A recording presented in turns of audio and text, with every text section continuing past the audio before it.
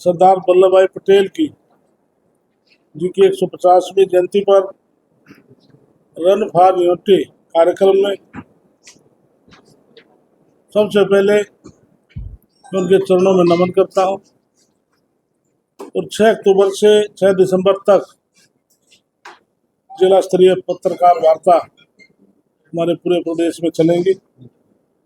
साथियों, आज हम सब एक ऐतिहासिक अवसर पर साक्षी बनने जा रहे हैं। यह केवल एक पत्रकार वार्ता नहीं, आने वाले महीनों में देश और हमारे क्षेत्रों में शुरू होने वाली जो पद यात्रा की जानकारी देने का भी मंच है कि राष्ट्र की चेतना को जगाने वाला अभियान की हम शुरुआत कर रहे हैं। आज इस प्रेस वार्ता में के माध्यम से सरदार वल्लभ भाई पटेल की 150वीं जयंती मनाने के लिए प्रदेश भर में यूनिटी मार्च की शुरुआत हम करने जा रहे हैं। दोस्तों, इस समय हम सभी के लिए एक बहुत बड़ा अवसर है उस महापुरुष को नमन करने का जिन्होंने बिखरे भारत को एक सूत्र में पिरोकर अखंड भारत का स्वरूप दिया था। हम जानते हैं सरदार पटेल जी को लोहा रूप कहा जाता है, लेकिन उनके व्यक्तित्व असली शक्ति केवल लोह जैसी दृढ़ इच्छा शक्ति नहीं थी, बल्कि उनका अडिग विश्वास था। भारत एक है, भारत अखंड है और भारत सदा सर्वदा अखंड रहेगा। साथियों, यही विश्वास जिसे आज विकसित भारत 2047 के संकल्प के रूप में प्रधानमंत्री नरेंद्र मोदी जी आगे बढ़ा रहे हैं।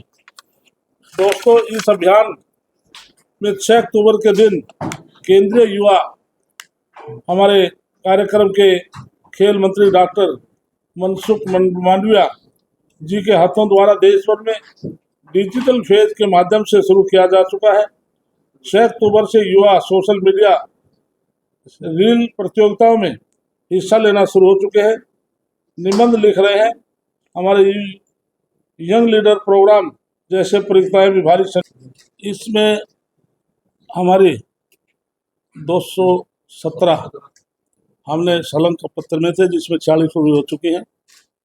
158 पर कार्य चल रहा है और 90 इस साल में पूरी कर ली जाए।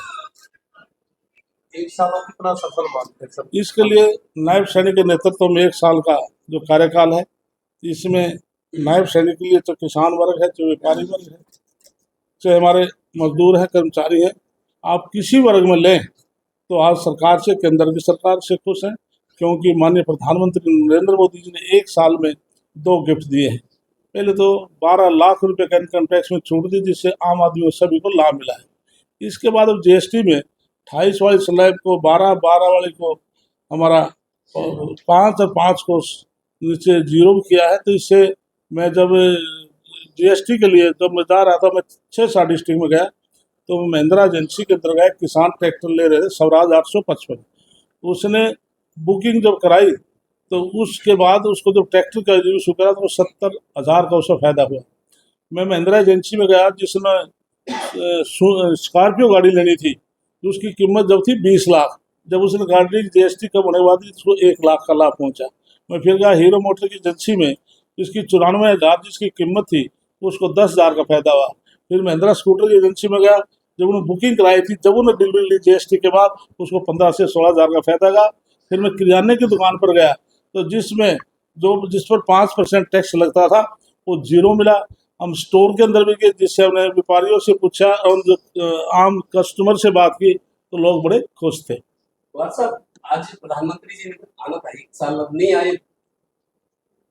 लाडो लक्ष्मी योजना बहुत बड़ी योजना है, लाखों महिलाएं इंतजार कर रही है। हालांकि 64 लाख बनती थी, घटते घटते 20 लाख पे आ गई। उसका स्टेटस क्या है? महिलाओं को सरकार की तरफ से इंफॉर्मेशन क्या है? आज 1 साल लाडो लक्ष्मी योजना हमारी मैनिफेस्टो में था।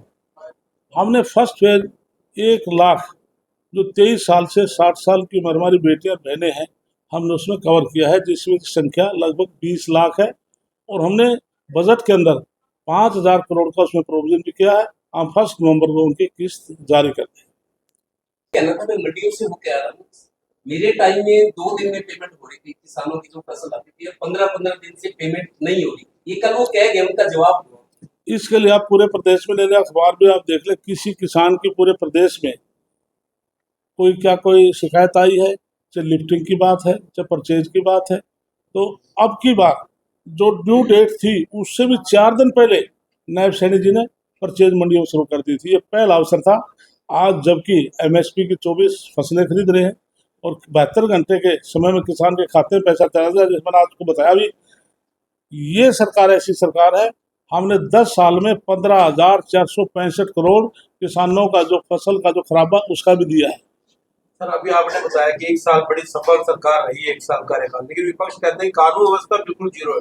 कानून व्यवस्था इसके लिए क्राइम करने वाला क्राइम कर जाता है, लेकिन विधानसभा में जो पीछे सेशन था तो होम डिपार्टमेंट का सवाल था क्राइम के ऊपर, जो डकैती है या मर्डर है या फिरौती है या बलात्कार है, चैन छीनने का है, अलग अलग जो भी क्राइम होते हैं।